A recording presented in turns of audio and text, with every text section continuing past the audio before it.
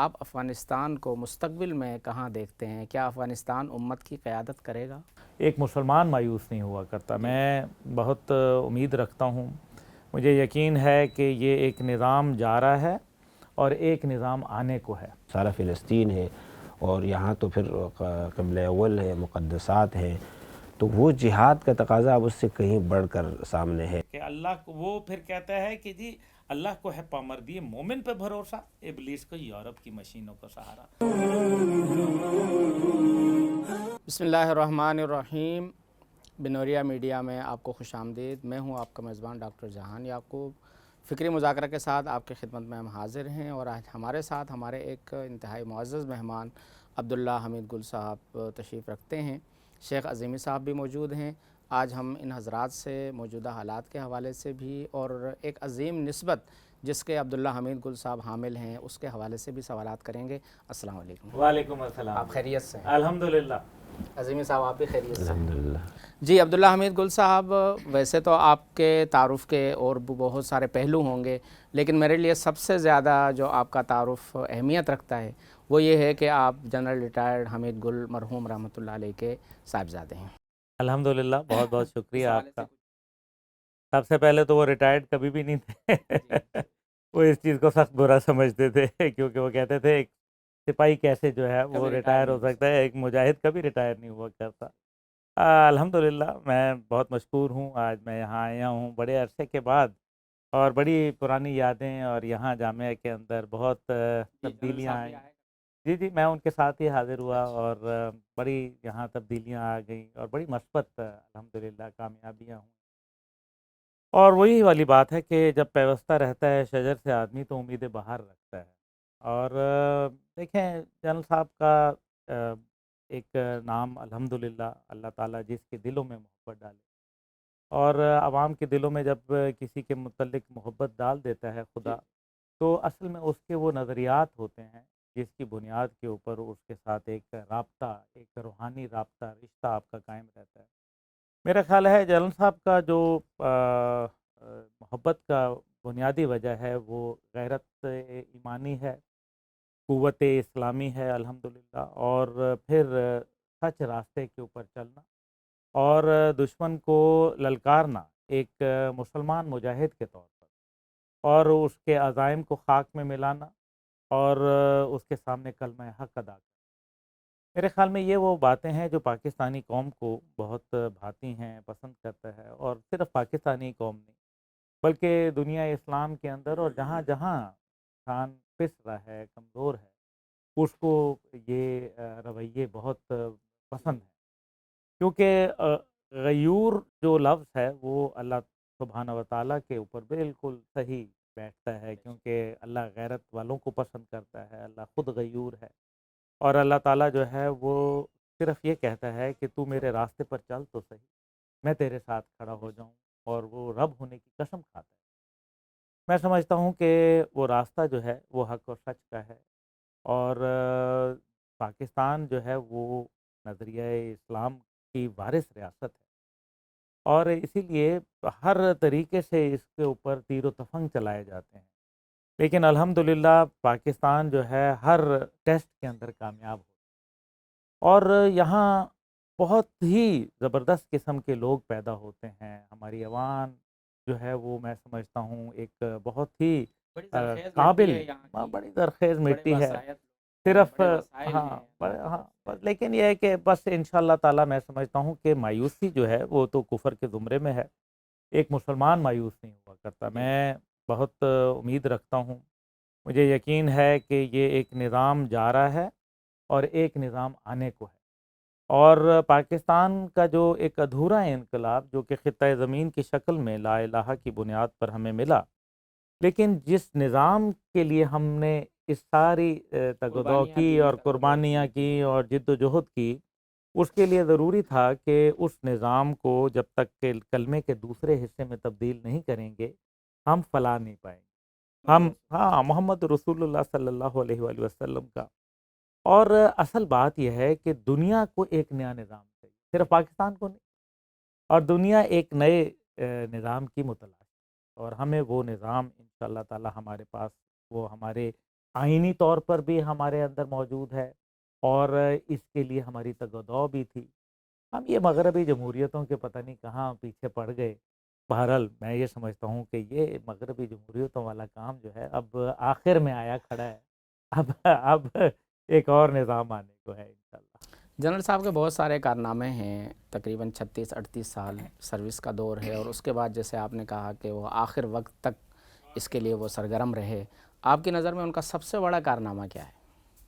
دیکھیں کارنامے تو جیسا بھی آپ کہہ لیں کہ کارنامے کیا ہیں کیا نہیں ہیں، جو بھی ہوتا ہے رب کی رضا سے ہوتا ہے، اللہ کی مہربانی سے ہوتا ہے، اور جسے وہ چاہے بصیرت دے، کیونکہ علم ایک ہوتا ہے، اور علم سے اوپر جو ہے وہ پھر آپ کو وزڈم ہوتا ہے، نالج کے بعد وزڈم، اور وزڈم کے بعد پھر بصیرت آتی ہے۔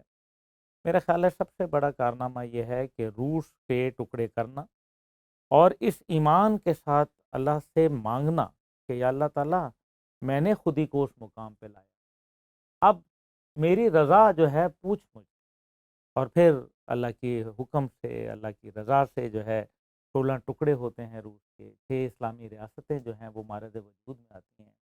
یہ بذات خود بہت بڑا کام ہے، صرف ایک شخصیت کے لیے نہیں بلکہ پاکستان کے لیے، پورے ملک کے لیے، ملت اسلامیہ کے لیے یہ ایک بڑا کام ہے، اور حد یہ ہے کہ اس کی تعریف اگر غیر ممالک کریں، اور خود جرمنی کہے کہ آپ نے مشرقی اور مغربی جرمنی کو ملانے میں جو پہلی ضرب کسی شخص نے لگائی تو وہ جنرل تھے، اور پھر ان کی رحلت کے بعد جو ہے وہ باقاعدہ یہ کہا گیا عالم اسلام کی جانب سے، باقاعدہ کی ترجمانی کی تمام سفیروں نے کہ ان کو مجاہد اسلام کا لقب، تو یہ میرے خیال میں ایک بہت بڑا الحمدللہ اللہ کا اعزاز بخشا۔ سینٹرل ایشیا کی ریاستوں کو 6 ملکوں کی شکل میں وجود دینے میں یقیناً ہماری فوج کی منصوبہ بندی، پلاننگ، اور پھر جنرل صاحب کی سوچ کار فرما تھی۔ شیخ عظیمی صاحب سے میں سوال کرنا چاہتا ہوں کہ اس حوالے سے افغان جہاد ہوا، ایک طویل عرصے تک ہوا، اور اس میں ہمارے مذہبی طبقے نے میں سمجھتا ہوں ہراول دستے کا کردار ادا کیا، تو آپ کیا سمجھتے ہیں کہ وہ جو ثمرات مقصود تھے کیا وہ حاصل ہوئے؟ اگر نہیں ہوئے تو کیا وجوہات ہو سکتے؟ بسم اللہ الرحمن الرحیم۔ سب سے پہلے تو عبداللہ گل صاحب کو خوش آمدید، اور اس حوالے سے میں میری خواہش بھی یہ ہے کہ آج ان سے سوالات کیے جائے، اس حوالے سے وہ جتنا جانتے ہیں سارے پس منظر کو۔ اسلامی نقطہ نظر سے تو جو جہاد ہوا، جیسے وہ فرما رہے ہیں کہ ایک طرف عالم اسلام تھا، دوسری طرف سوویت یونین روس تھا، اس کو شکست ہوئی، پوری دنیا نے دیکھا، الحمدللہ افغانستان آزاد ہوا، پاکستان بچ گیا، اسلام کا جھنڈا لہرا دیا حضرات نے، وہ مقاصد تو میں سمجھتا ہوں حاصل ہو گئے۔ لیکن جیسے عبداللہ گل صاحب بھی فرما رہے ہیں اور ہم بھی سمجھتے ہیں کہ حمید گل صاحب رحمہ اللہ ایک مجاہد اسلام تھے، مجاہد پاکستان نہیں تھے، اور ان جہاد کی جو سوچ ہے ظاہر ہے وہ ہوتی بھی عالمی ہے۔ تو میں سمجھتا ہوں اس وقت جو صورتحال ہے اس میں ہم تھوڑے الجھ گئے ہیں، کنفیوز ہیں کہ حماس کو بھی ایک طرف رکھے، فلسطینی عوام، مظلوم عوام پر جو ظلم ہو رہا ہے، اور وہ ظلم کر رہا ہے براہ راست اسرائیل۔ ایک تو وہ امریکہ ہوتا ہے، اور پھر اس کے ساتھ ساری یورپی قوتیں ہوتی ہے بڑی، وہ تو ایک بہت مشکل صورتحال ہوتی ہے، جیسے افغانستان کے حوالے سے تھا، اور پھر ہم اس میں مجبور تھے یا جو بھی تھے، مصلحت کا راستہ ہم نے اختیار کیا۔ آپ ملک کے حوالے میں یہ عرض کر رہا ہوں کہ اس جہاد کے حوالے سے اب ہمارے ملک کا کیا کردار ہے، یا ہماری فوج کا، یا ہماری ایجنسیوں کا، یا ہماری مذہبی جماعتوں کا، یا جہادی تنظیموں کا۔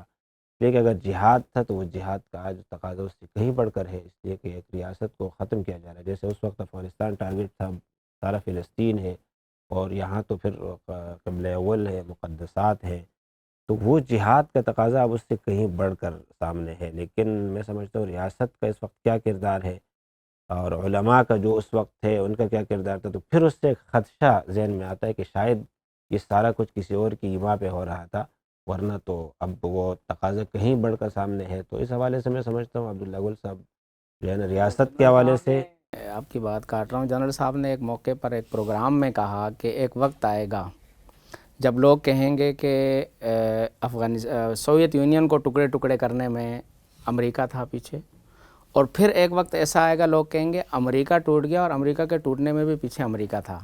تو یہ ہر معاملے میں ہمیں امریکہ جو نظر آ رہا ہوتا ہے کار فرما ہوتا ہے. اور جیسے افغان جہاد کے حوالے سے بھی یہ کہا جاتا ہے کہ ان کے ایما پر یہ سب کچھ چل رہا تھا، اور اب چونکہ امریکہ حماس کے معاملے میں دوسری سائڈ پر ہے، اس لیے مسلم ممالک کوئی فعال کردار ادا نہیں کر سکتے.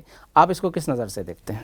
نہیں، میرا نظریہ تھوڑا سا فرق ہے. پہلی بات یہ ہے کہ اب تو تاریخ کی کتابوں میں یہ بالکل رقم ہے کہ 1.5 سال تک تو سینٹ کی اسٹینڈنگ کمیٹی ہی امریکہ کی نہیں بیٹھی تھی، اور وہ پاکستان کا اپنا فیصلہ تھا افغانستان کے اندر مجاہدین کی مدد کرنا. اور اس کے بعد 6 سال گزر گئے تو اسٹنگر میسائل آیا، اور پھر اسٹنگر میسائل کے جو ریزلٹس تھے غالباً وہ 38% تھے جو امریکن فوج لیا کرتی تھی. ٹارگٹ کے اوپر جانے کے جو چانس تھے وہ 38% تھے، اور افغانیوں نے اس کو تقریباً جو ہے وہ آلموسٹ 90% جو ہے وہ اچیو کرتے تھے. تو یہ ٹارگٹ جو ہے نا، جس طرح سے آج حماس کے طرف سے ایک چھوٹا سا جو ہینڈ گرنیڈ ہوتا ہے وہ ان کے ٹینک کو ناکارہ کرتا ہے. اللہ کی نصرت تب آتی ہے جب اس کے لیے یقین کے ساتھ بالکل کھڑا ہو. 313 جو کہ بیس بدر میں جو بدر کے اندر جن کے پاس کوئی ساز و سامان موجود نہیں تھا، پر یقین تھا، یقین محکم تھا، اور اس کی بنیاد کے اوپر جو ہے اللہ کی نصرت ساتھ آ کے کھڑی ہو گئی. اسی طرح سے جس طرح سے 65 کی جنگ کے اندر آپ کو آئی، اور لوگوں نے خود اپنی آنکھوں سے دیکھا. بڑے بڑے علماء جید اس کے اندر بات کرتے ہیں اس معاملے سے. لیکن میں یہ سمجھتا ہوں کہ جو امریکہ کی مدد بعد میں آئی، اور مدد آ جاتی ہوتی ہے اللہ تعالیٰ. یعنی جہاد پہلے شروع ہوا تھا اور اس میں امریکہ کا چونکہ مفاد تھا تو وہ بعد میں آ کے شامل ہوا. اور دیکھیں نا، 12-13 لاکھ لوگ شہید ہو جانا یہ کوئی معمولی بات نہیں تھی. اور اس کے بعد پھر امریکہ کی مدد آئی.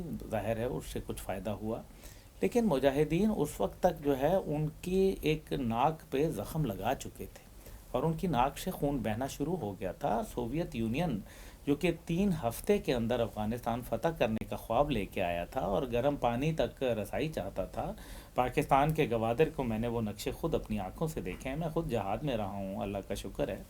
میں نے دیکھا ہے وہ نقشے جس کے اندر انہوں نے پورے بلوچستان کو کاٹ کے اپنا حصہ بنایا ہوا تھا. یہ ان کے آفیشیل نقشے تھے. جی جی. اب اس کی بنیاد کے اوپر جب ہم دیکھتے ہیں کہ پھر امریکہ آیا، لیکن مسئلہ یہ تھا کہ ہم نے ایک اپنے دوست ملک کو، ہم نے اس کو قربت میں اس کے پڑوسی ہونے کے حقوق ادا کیے، اور اس کو روسی ریچھ سے جو ہے بچانے میں کردار ادا کیا. لیکن اب جو ہے ہم نے 9/11 کے بعد پرویز مشرف صاحب نے جو ایک غلط یو ٹرن لیا، بلکہ شرمناک کہنا چاہیے، اس کی بنیاد کے اوپر جو ہے وہ انہوں نے ایک ہزاروں کلومیٹر دور سے بلا کے، امریکہ کو بلا کے اپنے ہی ایک پڑوس کے اپنے دوست بھائی ملک کے اوپر جو ہے چڑھائی کے اندر موقع فراہم کیا. یہ غلط تھا. اس سے پاکستان میں بدامنی پیدا ہوئی، اس سے پاکستان کے اندر فساد نے جنم لیا، اور پھر اس سے زیادہ تکلیف تب ہوئی تب جو 2006 کے اندر جب ڈماڈولا کے اندر چینا گئی خاڑ میں جب حملہ ہوا، تو ڈرون کے حملے میں 82 حفاظ قرآن جو ہے ان کو شہید کر دیا گیا. وہ بھی اے پی ایس کے بچوں کی طرح ہمارے بچے تھے، اور دونوں طرف غلط ہوا. اے پی ایس میں بھی ہوا اور یہاں بھی غلط ہوا. لیکن اس وقت کے جو پرویز مشرف تھے انہوں نے کہا کہ یہ ہم نے کیا، حالانکہ وہ امریکہ نے کیا تھا. بس پھر اس کے بعد ایک بدلے کی جنگ جو ہے وہ شروع ہو گئی، جس کی آگ اور تپش جو ہے وہ آج ہم محسوس کرتے ہیں. دوسری طرف جو ہے وہ امریکہ آیا، اور امریکہ جو ہے وہ اس کے اہداف واضح نہیں تھے. وہ ایک گریلا جنگ کے اندر جو ہے وہ شامل ہو گیا. گریلا جنگ کے اندر جب شامل ہوا تو گریلا جنگ میں نہ روس نے فتح حاصل کی، اور امریکہ کو بھی ذلت و رسوائی اس کا مقدر بن گئی. اور 48 ممالک کے ساتھ پہلے تو یہ کہا گیا کہ امریکہ نے مدد کی. چلیں، اب جب امریکہ آیا تو تب کس نے مدد کی؟ تو پھر اس کا مطلب ہے کہ نہ پہلے انہوں نے کیا نہ اب کیا، اور پاکستان نے کوئی ڈالر کے لیے نہیں کیا. ڈالر کیا ملنے تھے؟ پاکستان کے تو قرضے معاف نہیں ہوئے. یہ کہنا میرے خیال میں غیر مناسب ہے، کیونکہ ہمارے ہاں عادت ہے کہ ہم ایک سویپنگ سٹیٹمنٹ دے دیتے ہیں. لیکن حماس کی اگر بات کریں، حماس گریلا جنگ جو ہے وہ شروع کر چکا ہے، اور پچھلی 7 دہائیوں کے اندر جو ہے حماس جو ہے اس کو شکست نہیں ملی. اور اگر شکست نہیں ملی ان کی جانب سے جن کو پوری دنیا کی بیکنگ حاصل ہے، بھائی ان کو پوری دنیا کی بیکنگ حاصل ہے، ان کو جو ہے اللہ کی بیکنگ حاصل ہے۔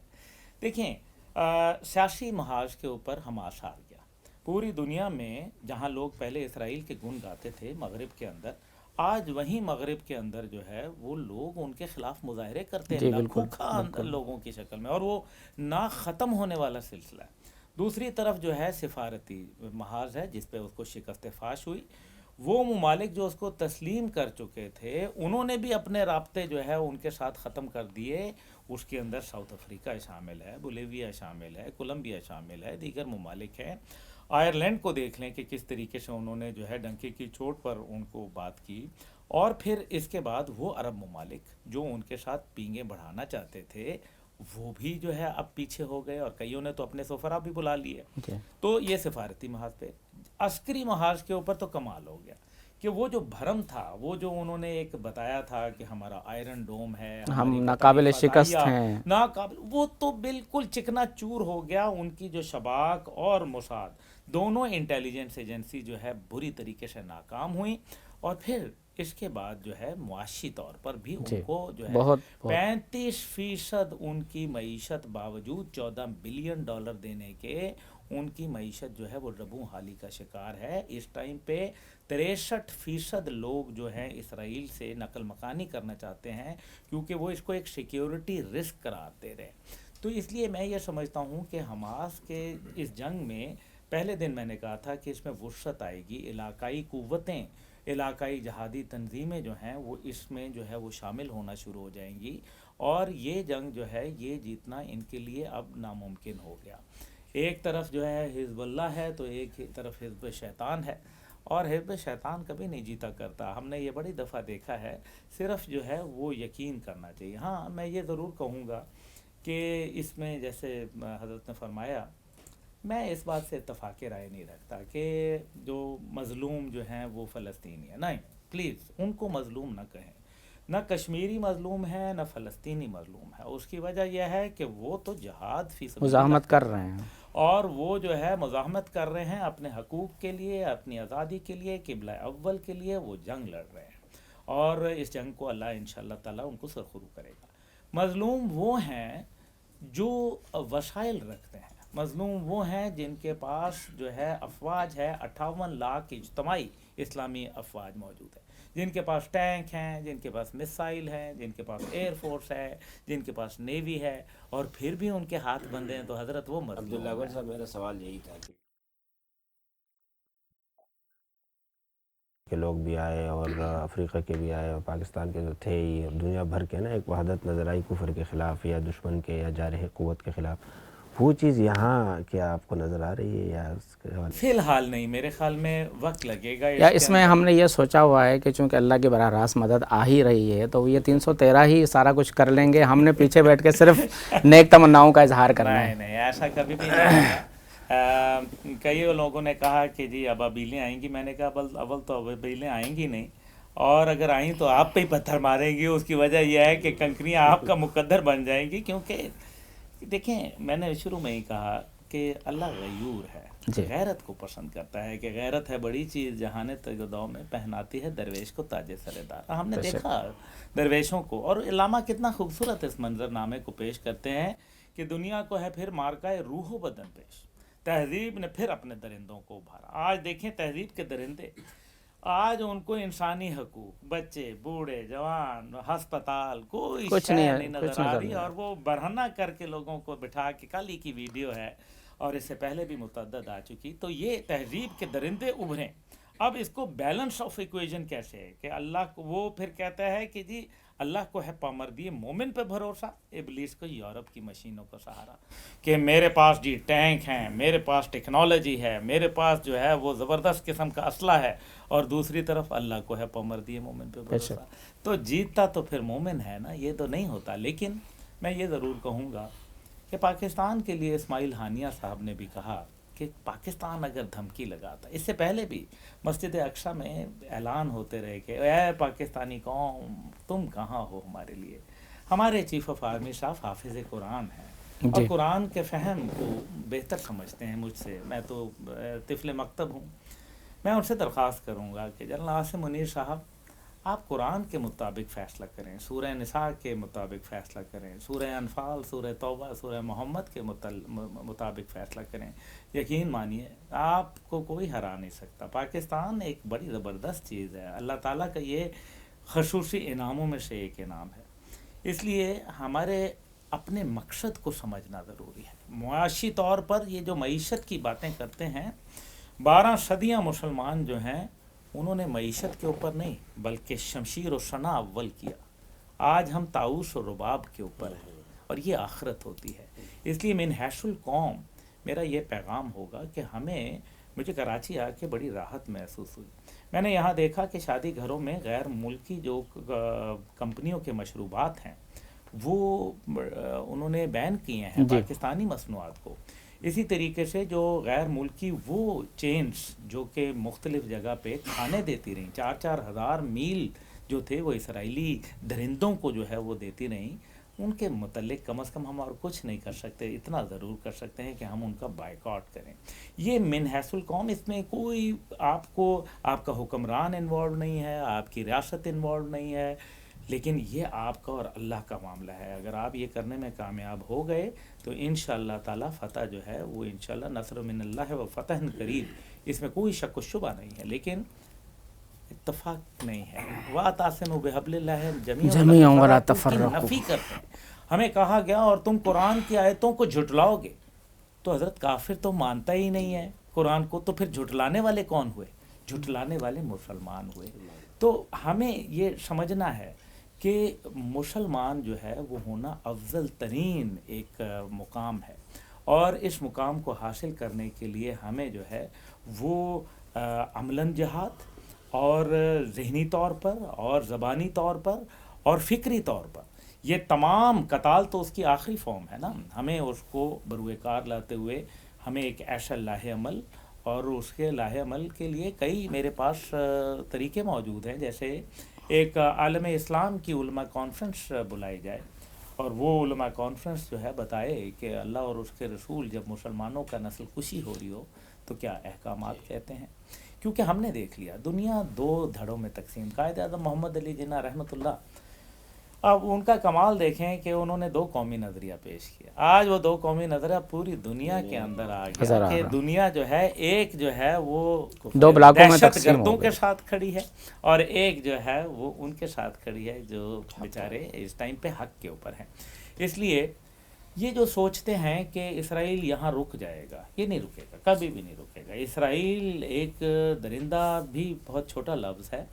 اس نے ابھی جو ان کے فائنانس منسٹر نے تقریر کی، اس ڈائس کے اوپر باقاعدہ ایک گریٹر اسرائیل کا نقشہ لگا تھا، جس میں سعودی عرب کے علاقے، مصر کے کچھ علاقے، یمن کے علاقے، اس کے اندر جو ہے عراق کے، سیریا کے، لبنان کے، یہ اس نے جانا ہے۔ دوسری طرف کشمیری ہیں، میں ان کا ضرور ذکر کرنا چاہوں گا۔ اگر ہم نے یہاں ان کو نکیل نہ ڈالی تو یقین مانیے کہ سیم فارمولہ کشمیر کے اوپر آ اس وقت بھی 9/11، یہ جب 5 اگست 2019 کے بعد کشمیر پہ ایک بہت ہی شرمناک پالیسی جو ہے وہ سامنے آئی۔ میں سمجھتا ہوں کہ اس ٹائم پہ ہمیں خاموشی کے بجائے مرمت کی پالیسی جو ہے اپنانی چاہیے تھی، کیونکہ ہم نے یہ کہا کہ کشمیری جنگ لڑیں گے۔ میں اس بات کو اس لیے تسلیم نہیں کرتا کیونکہ اگر یہ کراچی ہوتا تو کیا کہتے کہ کراچی والے لڑیں گے، لاہور ہوتا تو لاہوری لڑیں گے، پشاور ہے تو پشاوری لڑیں گے، کوئٹہ ہے تو کوئٹہ والے لڑیں گے۔ تو یہ کیا بات ہے؟ ایک طرف آپ شاہرگ کہتے ہیں، دوسری طرف آپ کہتے ہیں وہ بنے گا پاکستان۔ یہ نعرہ ہی غلط ہے۔ کشمیر تو تھا پاکستان، ہے پاکستان اور رہے گا پاکستان، اور انشاءاللہ ہم لے کے رہیں گے، یہ کوئی بات نہیں۔ فلسطین اور کشمیر کی آزادی ایک دوسرے کے ساتھ جو ہے وہ منسلک ہے، دونوں کو ایک ہی طریقے سے نریندر مودی کا جو یارانہ جس طریقے سے اسرائیل کے ساتھ چل رہا ہے، اور وہ ممالک ابھی، کیونکہ میں ایک انٹرنیشنل کانفرنس میں گیا ہوا تھا تو میں نے کہا کہ دیکھ لیں کہ آج بھارت اس ملک میں 69 کنٹریز وہاں آئی ہوئی تھیں، تو میں نے کہا بھارت اس میں نہیں بیٹھا ہوا، دیکھ لیں۔ اس کا مطلب ہے کہ آپ کا یارانہ جو تھا بھارت کے ساتھ وہ غلط تھا، کیونکہ نہیں ہو سکتا۔ اللہ اور اس کے رسول کے احکامات کے مطابق، اس کتاب اللہ کے مطابق جو ہے ہمارے دوست نہیں ہو سکتے، اور اگر ہم دوست سمجھتے ہیں تو پھر ہم سے بڑا نادان کوئی نہیں۔ جی ہم افغانستان کی طرف جاتے ہیں دوبارہ. ابھی جو حکومت قائم ہوئی ہے اور وہ افغانستان کو خوشحالی کے راستے پہ گامزن کرنے کی کوشش بھی کر رہی ہے، اور ان کا یہ بھی کہنا ہے کہ ماضی کی غلطیوں سے ہم سبق حاصل کر رہے ہیں. بڑی تیزی سے ان کے اکانومک صورتحال بھی بہتر ہو رہی ہے اور گروتھ کر رہی ہے. تو آپ افغانستان کو مستقبل میں کہاں دیکھتے ہیں؟ کیا افغانستان امت کی قیادت کرے گا؟ دیکھیں، میں سمجھتا ہوں کہ امت کی قیادت جو ہے وہ افغانستان تو شاید نہ کر پائے، لیکن رہنمائی ضرور کر رہا ہے. اور انہوں نے جس طریقے سے ریزیلینس دکھائی، انہوں نے جس طریقے سے میرے خیال میں 2 سپر پاوروں کو، بلکہ 3 سپر پاوروں کو پچھلے 100 سال کے اندر ناکو چنے شکست چلوائے، دی. وہ یقیناً بے مثال ہے. میں افغانیوں سے بہت پیار کرتا ہوں، لیکن پاکستان میرا عشق ہے، میں کیا کروں. دوسری طرف یہ ہے کہ افغانیوں کے اندر بھی دیکھیں نا، وہ لوگ جو مجاہدین تھے وہ بہت بڑے لوگ تھے، وہ پاکستان کو سمجھتے تھے، پاکستان ان کو سمجھتا تھا. جب یہ طالب آئے تو طالب نئے لوگ تھے، نئے بچے تھے. اور پھر اشرف غنی اور اسی طریقے سے جو حامد کرزئی کرزئی. تھے، ان کے دور کے اندر باقاعدہ سوشل میڈیا پہ پاکستان مخالف ایک منفی جو کیمپین تھی وہ چلائی گئی. آہستہ آہستہ لوگوں کے ذہنوں کو پراگندہ کیا گیا، اور نتیجہ یہ نکلا کہ آج ایک نئی پود جو ہے وہ پاکستان کے حوالے سے کوئی زیادہ اچھے جذبات نہیں رکھتی. اگر ترقی کا دیکھا جائے تو ان کے اوپر کیونکہ کوئی لون نہیں ہے، اس وجہ سے وہ ان کو کوئی یہ مسئلہ نہیں ہے کہ پیسے دینے ہیں، وہ آزادانہ اپنے فیصلے کر سکتے ہیں. آزادانہ فیصلے کر سکتے ہیں. دوسری بات یہ ہے کہ خود انحصاری پہ جو آدمی جہاد کر لے وہ خود انحصاری کے اوپر یقین ہو جاتا ہے، اس کا توکل اللہ کے اوپر اللہ بہت پر. مضبوط ہو جاتا ہے. اس لیے وسطی ایشیا کی رسائی جو کہ چین کے ذریعے ممکن ہے، اور پاکستان اس میں کلیدی کردار ادا کرتا ہے. یہ ممکن نہیں ہوگا کہ پاکستان کو آن بورڈ لیے یا ہم پاکستان افغانستان کو آن بورڈ لیے بغیر ہم جو ہے وہ وسطی ایشیا تک پہنچ جائیں، یا وسطی ایشیا کی تجارت جو ہے وہ چین تک یا دیگر ممالک تک پہنچے. اور اس کے لیے سب سے بڑا ضروری وہ ہے آپ کا پورٹ ہونا بڑا ضروری ہے. آپ کا جو بندرگاہ ہے اگر وہ وہاں موجود نہیں ہے، جو کہ پاکستان کے پاس ہے، یہ ایک تاریخ ہے اس کی، آپ ایسے نہیں کر سکتے.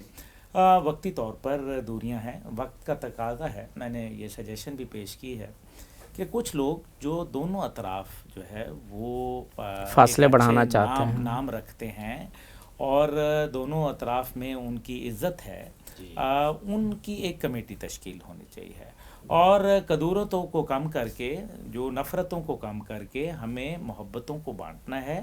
ہم ایک دوسرے کے لیے لازم و ملزوم ہے. علامہ اقبال کا بھی یہی جو ہے وہ باقاعدہ خواب پیغام کے اور ان کا پیغام جو ہے وہ یہی ہے. کیونکہ اگر فساد ایشیا کرنا ہے، فساد آسیہ، تو پھر آپ کا بڑا مسئلہ بن جائے گا. تو ہم نے فساد نہیں کرنا. 2642 کلومیٹر لمبا جو بارڈر ہے اس کو سیکیور کرنا، اور قائد اعظم کی جو کرزن پالیسی تھی اس کو انہوں نے تبدیل کر کے رکھ دیا تھا، اور پھر تمام فوج کو ہٹا لیا. آج 2,02,000 سے زیادہ ہماری فوج جو ہے وہ تشکیل ہے، جس کی بنیاد کے اوپر ہمارا مشرقی بارڈر جو ہے وہ کمزور ہو رہا ہے، اور مغربی بارڈر جو ہے اس کے اوپر ہماری توجہ مرکوز ہو رہی ہے. دہشت گردی کا عفریت جو ہے وہ سر اٹھا کے بول رہا ہے. نگران وزیر اعظم کے مطابق 60% دہشت گردی کے واقعات میں اضافہ ہوا ہے. افواج پاکستان کی لازوال قربانیاں ہیں، روزانہ افسر اور جوان شہید ہو رہے ہیں ہمارے مستقبل کے لیے، ہمارے بچوں کے لیے، ہماری آنے والی نسلوں کے لیے. لیکن یہ خون بہت قیمتی ہے، اس کو ایسے ضائع نہیں ہونے دیا جا سکتا. اور پھر اس جنگ کا کوئی سرا نہیں مل رہا. ہمیں نہیں معلوم کہ دہشت گرد کون ہے. ہمیں یہ ضرور دیکھنا چاہیے، میں اپنی حکومت سے ضرور یہ التماس کروں گا کہ ہم ابھی صرف طالب کی بات کر رہے ہیں، ہم کیوں نہیں سوچ رہے کہ 3.5 لاکھ افغان نیشنل آرمی کے بھی تو لوگ موجود ہیں نا، NDS کے بھی تو لوگ موجود ہیں. وہ لوگ جو بھارت سے تربیت یافتہ تھے، جو آج تک امریکہ کی خوشنودی حاصل کیے بیٹھے ہیں، آخر وہ بھی تو وہاں موجود ہیں. کیا یہ نہیں ممکن کہ یہ شرپسندی کا کھیل ان کی جانب سے شروع کیا جا رہا ہو؟ لیکن دوسری طرف طالب سے بھی میں یہی کہوں گا، طالبان ہمارے دوست ہیں، لیکن میں ان سے یہی کہوں گا کہ جو پاکستان میں مطلوب لوگ ہیں ان کے حوالے سے وہ ایک جامع حکمت عملی اختیار کرے، کیونکہ یہاں معصوم لوگوں کا قتل عام ہو رہا ہے، پاکستان کو تکلیف ہے، پریشانی ہے، ہماری معیشت زبوں حالی کا شکار ہو رہی ہے۔ اس لیے پاکستان اور افغانستان اکٹھا ترقی کرے اور وسطی ایشیائی تجارتی منڈیوں کو رسائی حاصل کرے، اس میں ان کا بھی فائدہ ہے اور ہمارا بھی فائدہ ہے۔ یعنی فاصلے کم کرنے چاہیے اور ہاتھ میں ہاتھ ڈال کر اتحاد و اتفاق کے ساتھ آگے بڑھنا چاہیے۔ اس حوالے سے دونوں طرف کی قیادت کو وسعت ظرفی کا مظاہرہ کرنا چاہیے۔ اگر ایسا ہوگا تو پھر گزشتہ 30 سے 40 سال میں جو قربانیاں دی گئیں اور پاکستان کی فوج نے جو ایک پلاننگ کی اور اس کے بعد یہ سارا نظام بنا، تو وہ نظام اپنے نتائج حاصل کر سکے گا، ورنہ پھر وہ ہمارے مطلوبہ نتائج حاصل نہیں ہو سکتے۔ بہت بہت شکریہ عبداللہ حمید گل صاحب، آپ تشریف لائے، آپ نے ہمیں وقت دیا، بہت کچھ ایسا بتایا، چشم کشا باتیں کہ جس کی وجہ سے خاص طور پر یہ دور جو 5th جنریشن وار فیئر کا دور چل رہا ہے اور ریاست، اسٹیبلشمنٹ، عوام کے درمیان غلط فہمیاں پھیلانے کی کوششیں کی جا رہی ہیں اور سوشل میڈیا پہ لوگ بے لگام ہو کر اس طرح کے کام کر رہے ہیں، تو بہت کچھ ایسے حقائق سامنے آئے کہ جس کی وجہ سے انشاءاللہ نوجوانوں کی اصلاح ہوگی اور ہم سب کو ہمارا جینا، ہمارا مرنا اپنے ملک کے ساتھ ہے اور فوج ہمارے ملک کی محافظ ہے۔ ہم اپنی فوج، اپنی ریاست کی مخالفت کرنا یہ گویا کہ اپنے پیروں پر کلہاڑی مارنے کے مترادف ہے۔ میں آپ کی اس جانب لیے سے اگر جی ایک پیغام دے سکوں، جی جی کہ سر معذرت آپ کی، میں نے قطع کلامی کی، میں صرف یہ کہوں گا کہ جو سوشل میڈیا کے حوالے سے جیسے حضرت نے کہا، ڈاکٹر صاحب نے، کہ جس قسم کی غلاظت اور گفتار، کیا یہ زبان جو ہے ہم استعمال کرتے ہیں، کیا یہ باتیں ہمارے دل کو کھٹکتی ہیں؟ کیا یہ باتیں ہم اپنے گھر والوں کے ساتھ بھی کرتے ہیں؟ کیا اپنے عزیز و اقارب، اپنے جو محبت کرنے والے اپنے بزرگوں سے بھی اسی طرز تکلم کے اندر جو ہے وہ کلام کرتے ہیں، ہم کلام ہوتے ہیں؟ تو اگر نہیں کرتے تو پھر اس کا مطلب ہے کہ کہیں یہ بات غلط ہے، کیونکہ یہ نہ اسلامی تعلیمات ہیں اور نہ یہ ہماری مشرقی روایات کی امین ہیں۔ بالکل بالکل دوسری بات یہ ہے کہ ہمیں نظریات پسندی کے اوپر جائیے۔ شخصیات جو ہیں وہ آنی جانی ہوتی ہیں اور شخصیت ایک ہی ہے، گنبد خضرا کے علاوہ کوئی دوسری شخصیت نہیں ہے۔ اس لیے گزارش یہ ہے کہ آپ نظریے کو اپنائیں اور شخصیات کے اوپر جو ہے، کیونکہ شخصیات پرستی جو ہوتی ہے وہ تو عموماً انسان اشرف المخلوقات کو جو ہے وہ زیب نہیں دیتی۔ شخصیات کو نظریات پہ پرکھیں اور جو شخصیت اس نظریے کو لے کر چل رہی ہو اس کو گلے سے لگائیں، اس کے قدم سے قدم ملا کے چلیں۔ والسلام علیکم ورحمۃ اللہ۔